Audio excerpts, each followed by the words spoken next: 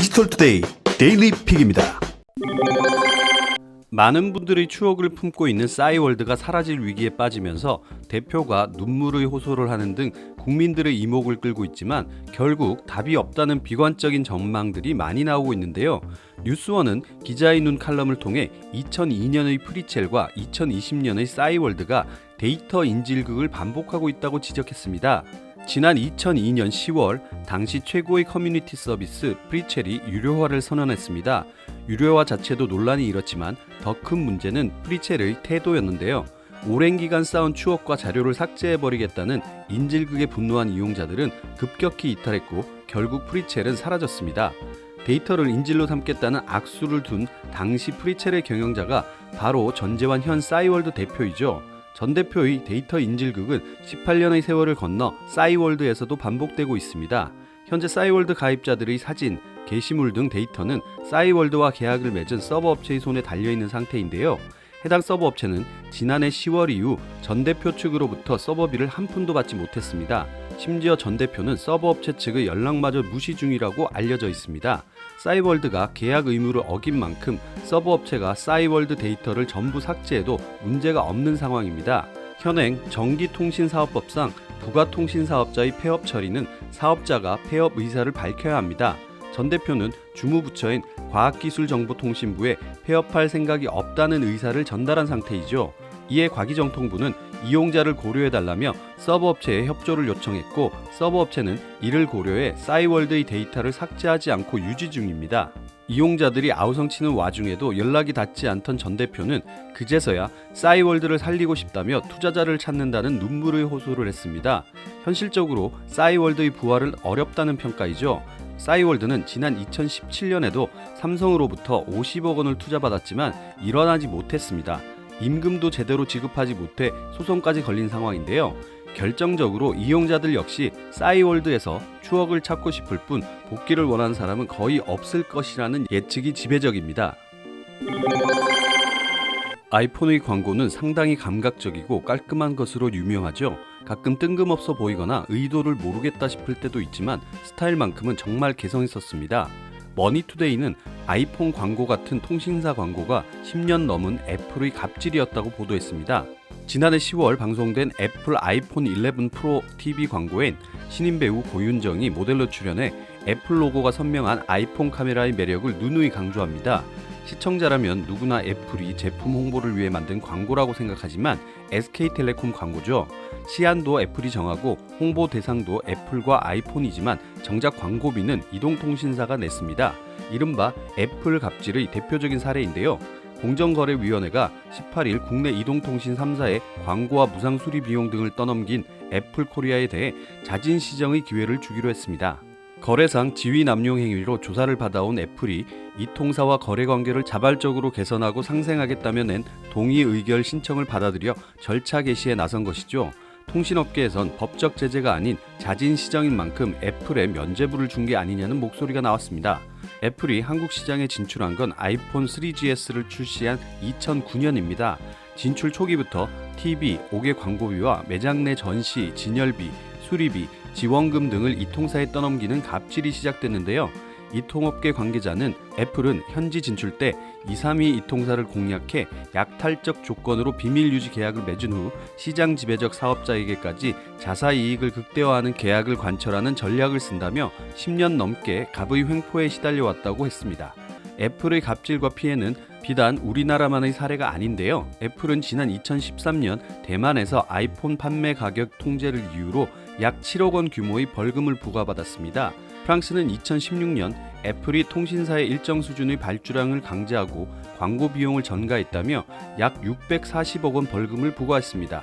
2018년 호주에서는 애플의 AS 정책이 소비자 권익을 침해한다는 이유로 소송을 당해 74억 원의 과징금을 물기도 했죠. 이탈리아에서도 애플의 불공정 거래 문제가 불거져 과징금을 부과한 사례가 나왔습니다. 뱃살이 말랑말랑하면 더 빼기 쉽다는 말이 있습니다. 반대로 딱딱한 뱃살은 근육 아니겠냐는 농담 섞인 얘기들도 많이 하는데요. 헬스조선은 딱딱한 뱃살이 많으면 전신에 염증을 일으키는 내장 지방이 많이 축적됐을 가능성이 크다고 보도했습니다. 뱃살은 말랑말랑하든 딱딱하든 무조건 건강에 좋지 않죠. 그런데 딱딱한 뱃살을 조금 더 주의할 필요가 있다고 합니다. 내장 지방이 많이 쌓였을 확률이 크기 때문이죠. 뱃살은 크게 피부와 근육 사이에 생기는 피하 지방과 근육층보다 아래쪽인 복강과 내장 사이에 끼어 있는 내장 지방으로 분류됩니다. 피하 지방은 오래 축적돼 있어도 딱딱하지는 않지만 내장 지방은 근육 아래 축적되기 때문에 만졌을 때 근육처럼 딱딱하게 느껴질 수 있습니다. 내장 지방은 피하 지방보다 몸의 염증을 더 많이 일으키는데요. 피하 지방보다 지방산을 혈관 속으로 쉽게 침투시켜 나쁜 콜레스테롤 수치도 높입니다. 심장, 간 등에도 쌓여 만성 질환을 유발하고 뇌졸중, 당뇨병을 야기하기도 하는데요. 더불어 치매 발병 위험도 높입니다. 사망 위험도 일반 비만 환자보다 딱딱한 뱃살을 가진 비만 환자가 훨씬 큰데요. 내장 지방 축적을 막으려면 폭식, 음주를 피하는 게 중요합니다. 음식을 빨리, 많이, 자주 먹으면 지방이 전신으로 퍼지지 못하고 잉여분이 가장 가까운 내장으로 가서 쌓이는 건데요. 특히 팔다리는 마르고 배만 단단하게 튀어나온 올챙이 체형의 고령층은 내장 지방이 많이 축적된 상태이기 때문에 주의를 해야 합니다. 나이 들수록 근육이 빠지는데 근육이 줄면 내장 지방이 더 쌓이는 악순환이 발생하는데요. 내장 지방을 없애려면 고강도 유산소 운동을 짧게 반복하는 인터벌 운동이 효과적입니다. 정제 탄수화물이 많은 인스턴트 음식은 피하고 밤늦게 야식을 삼가하고 식사 후에는 바로 앉지 말고 10분 정도 산책하는 게 좋습니다. 코로나19의 확산 영향으로 하늘길이 거의 막혀버렸는데요. 각 항공사의 마일리지를 활용 여행을 하려던 분들은 마일리지 유효기간에 신경이 쓰일 수밖에 없는 상황입니다. 연합뉴스는 대한항공과 아시아나항공이 코로나19 사태 장기화로 마일리지를 사용하지 못하는 고객이 늘어남에 따라 마일리지 유효기간을 1년 연장하기로 했다고 보도했습니다. 대한항공과 아시아나항공은 국토교통부 공정거래위원회와의 협의를 거쳐 올해 말로 소멸되는 마일리지 유효기간을 1년 늘려 내년 12월 31일 소멸하는 것으로 결정했다고 밝혔습니다. 이는 그동안 코로나19로 하늘길이 막혀 국제선 운항이 이달 2주차 기준으로 작년 같은 기간 대비 96% 급감하고 해외 다른 나라의 입국이 제한되는 상황에서 마일리지 사용이 현실적으로 어렵다는 인식에 따른 것입니다. 대한항공은 현재 국제선 110개 노선 중 25개 노선을 운항하는 등 국제선 운항률이 20%에도 못 미칩니다. 아시아나항공 역시 국제선 항공편은 기존 73개 노선에서 19개 노선, 주간 운항 횟수는 655편에서 62편으로 감소해 현재 운항률이 9.5%에 불과합니다. 대한항공은 2008년 7월 1일 이후 적립한 마일리지에 대해 10년 후 만료되는 제도를 운영하고 있습니다. 아시아나항공 역시 2008년 마일리지 유효기간 제도를 처음 도입해 유효기간 10년, 즉 실버, 골드회원 10년, 다이아몬드 회원 이상 12년을 기준으로 매년 1월 1일 순차적으로 마일리지가 소멸되고 있습니다. 대한항공 측은 이번 조치로 2022년 12월 말 출항하는 여정까지 2010년에 적립한 마일리지로 예약할 수 있게 됐다고 설명했습니다. 정부가 4차 산업혁명을 대비해 야심차게 진행하고 있는 게 바로 인공지능, 즉 AI 분야인데요.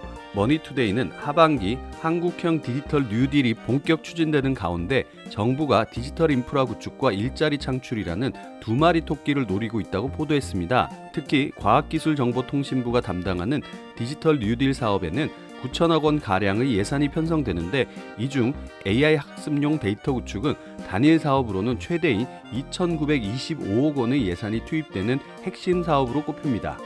AI 활성화에 필요한 분야별 데이터셋 구축을 민간에 맡김으로써 최근 코로나19 확산으로 어려움에 빠진 구직자들의 단기 일자리를 제공하려는 것이죠. AI는 데이터를 학습시키기에 앞서 데이터를 분류 가공하기 위한 이름표를 붙인다는 의미에서 데이터 라벨링으로 불립니다. 노동집약적인 성격 때문에 AI판 인형 눈알 붙이기라는 별칭도 있지만 단순 반복 작업과 함께 전문성을 요하는 경우도 많습니다. 예컨대 다양한 도로교통 상황이나 쓰레기 투기를 촬영해 이미지나 영상 등 데이터를 생성하고 각각의 상황이 교통법규 위반인지 여부를 판단해서 미리 이름표를 붙인 뒤 AI에게 학습시키는 것입니다. 이를 수행할 일자리를 민간에 제공하는 게 이 사업의 핵심입니다. 앞서 정부가 일부 시행한 AI 학습 데이터 구축 사업의 경우 프로젝트당 참가자 평균 수입이 200만 원 가량이었습니다. 전문성 유무나 투입 시간에 따라 수백만 원대 수입을 거두는 이들도 있었죠. 곽희정 통부 관계자는 사업 조건에 따라 풀타임, 파트타임이 가능할 것으로 보인다면서 최근 코로나 사태로 일자리를 구하기가 녹록치 않은 점을 감안하면 큰돈은 아니더라도 가뭄의 단비는 될 수 있을 것이라고 말했습니다. 추가적인 구직 기회도 가질 수 있어 일반의 관심이 높을 것으로 보인다고 말했습니다. 행복한 하루 디지털투데이였습니다.